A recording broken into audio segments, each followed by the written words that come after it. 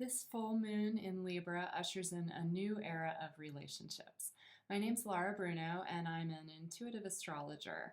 I've written and done a video about this full moon, more the general overview. For today's video, I just want to focus on how it is likely to affect relationships and what I'm noticing in terms of the energies shifting of relationships that I would call kind of relationships for a new earth.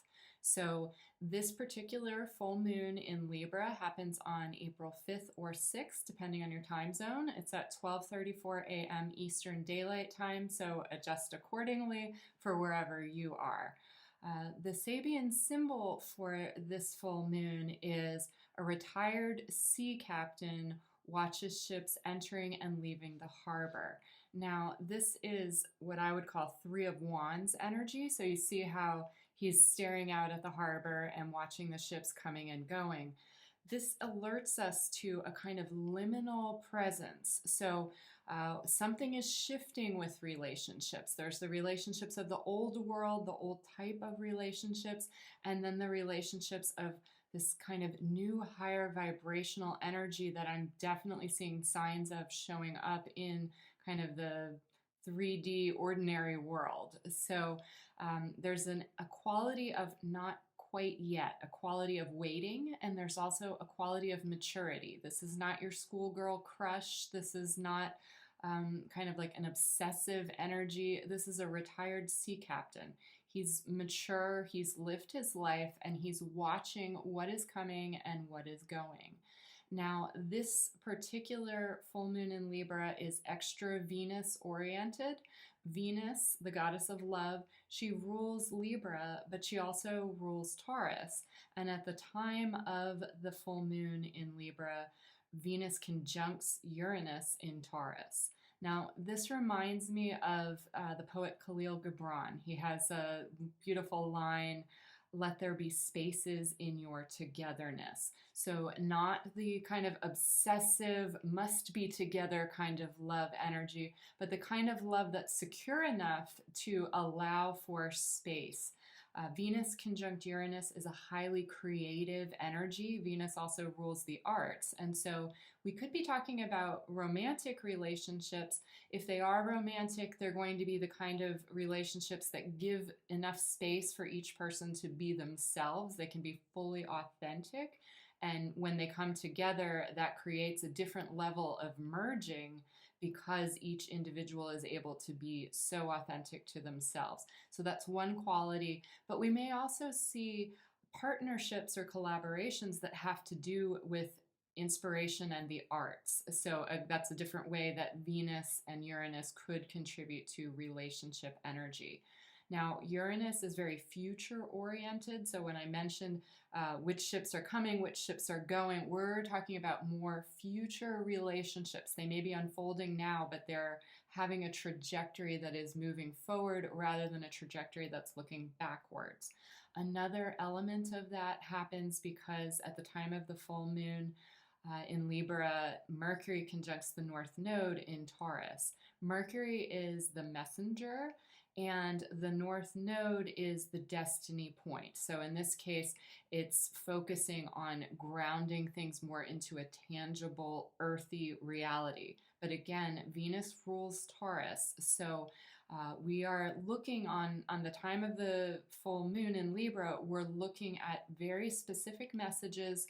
That's Mercury and Uranus. Uranus is like the higher vibration of Mercury. So we're talking cosmic messages coming through on a destiny level, North Node, about relationships. And that's that Venus energy, that Libra Taurus energy that we're seeing.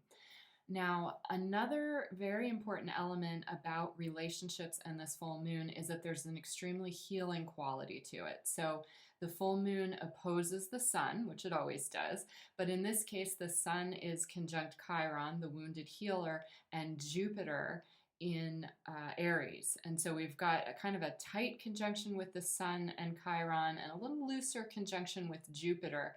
I've gone into a lot more detail in my 9 keys to April 2023 astrology and my blog post. Both of those are linked below about what that may mean for more geopolitical healing, a lot of things for the United States. But in terms of our relationships, there's another clue that I think is really interesting. So in between the sun point and Jupiter at the time of the full moon is asteroid Arachne. And for those of you who don't know about Arachne, in Greek mythology, she was a Lydian maiden whose father was a dyer of purple cloth. So that's sort of mystical in and of itself. Purple was kind of a rare color, a color of royalty. So this alerts us that she wasn't just an ordinary maiden. And in addition to that, she was a weaver, and she wasn't just any weaver. She wove miraculous, magical tapestries. She was able to capture something in her craft that just elevated it beyond anything that any other human did. So this caught the attention of Athena, who is the goddess of not only war and wisdom, but also of crafts. So Athena disguised herself as an old woman and got Arachne to challenge her to a weaving contest. Arachne actually won the weaving contest. And unfortunately, when you triumph over the gods, it usually doesn't wind up well for the mortal. So the story kind of has multiple versions of it. One is that Arachne felt so ashamed when she realized that she had challenged Athena that she hung herself, and at the last moment before she died, Athena turned her into a spider. That's where we get spiders from. It's an origin myth.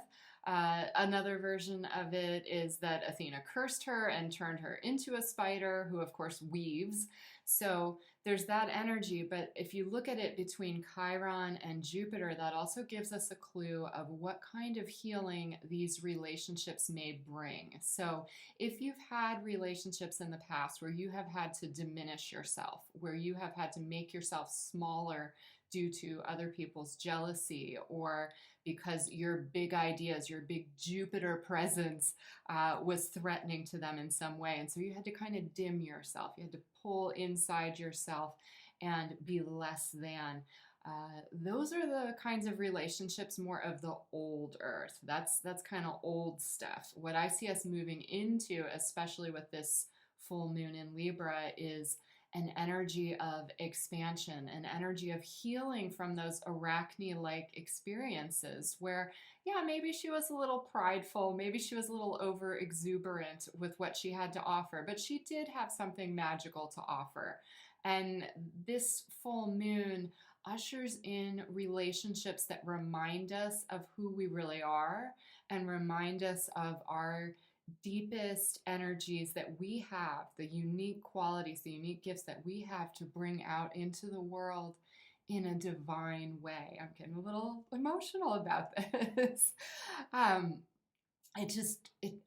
seen this vision coming of these new relationships, and I'm hearing a lot about this in sessions as well, where new encounters, and they're not always romantic. Some of them are strictly professional encounters, but the energy is just magical when people come together. And the things that limited them in the past, somehow with this new connection, they're able to release that more into the world. And so back in the fall of 2019, I had a really powerful dream on the morning that Pluto stationed direct. So I've written about this before, but I've never really talked about some of the implications as far as relationships. So in this dream, I was standing in a pool at twilight with my friend's son, Sol, which means sun. So I was standing in the pool at twilight, watching the sunset with the sun, with Sol. And in the distance, I overheard my aunt and my sister talking in a gazebo about these special mandala-shaped floors that would tilt to get everyone where they needed to go in the event of an earthquake. And at that point in the dream, I kind of freaked out and I demanded some answers of my own. I got those answers, but I was also given some information that didn't involve just me. It actually was a collective message. And I really feel like that is about the time that we are currently in or that we're approaching. So the message had to do with the Two of Cups. And this is the Robin Wood Two of Cups card.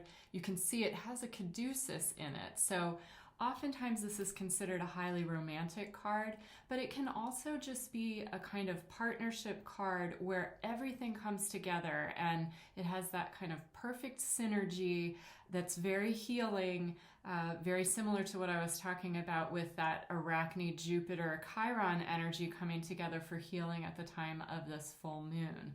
So it's a kind of emotional connection with someone where you bring out the best in each other, where you bring out the essence of each other. So in this dream, I was standing in the pool at twilight, watching the sunset. I overhear this conversation about special mandala-shaped floors in the event of an earthquake. I kind of freaked out, and then was shown this kind of Two of Cups imagery about something that would be coming to Earth at the time of a metaphorical earthquake. And then the dream went right back to the beginning where I was standing in the pool at twilight and overhearing this conversation about the special mandala-shaped floors. When I woke up and I realized that I had that dream on the day that Pluto stationed direct at a very important degree in my life, I was like, whoa, okay. And I've since had many other dreams, and I've been noticing this theme showing up in sessions too, where more and more of these kinds of connections are happening. And normally they're involving some kind of creativity, they're involving ways that people work together, and this could be romantic, it could be totally just professional, where people are working together and they're bringing a certain level of beauty and harmony into the world through that collaboration. So I just view this full moon in Libra as kind of the initiation of that energy. We've had all this Aries energy, and we've still got quite a bit at the time of the full moon, but we're also experiencing in our outer world a lot of the kind of metaphorical earthquakes that I've been shown in dreams would be occurring around the same time that these special relationships would really start to blossom. So we may be in for some difficult times collectively. I have been shown kind of a lot of trauma and despair, but as the antidote to that, I've also seen how these people coming together in this like beautiful synergy somehow raises the vibration enough that it counteracts whatever hits are coming to humanity. So different people are at different levels of their own evolution, but I feel like for a lot of the people that are watching this video, one of the reasons you came to it is because you are one of these people that is helping to create that new earth energy. I'm getting emotional again. It's so beautiful what I keep being shown. And so in these times of challenge, I just want to share that there's hope. There's beautiful relationships, and this full moon in Libra really starts to bring those forth.